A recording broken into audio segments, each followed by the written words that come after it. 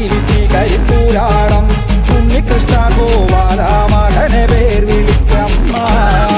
മീനമാസത്തിലെ അശ്വതി ഭരണി കാർത്തിക നാളിൽ പിറന്നാളമ്മേ ശ്രീ ഗുരുന്റെ കണ്ണൻ കാളി എന്നോ മനപ്പേർ വിളിച്ചമ്മ.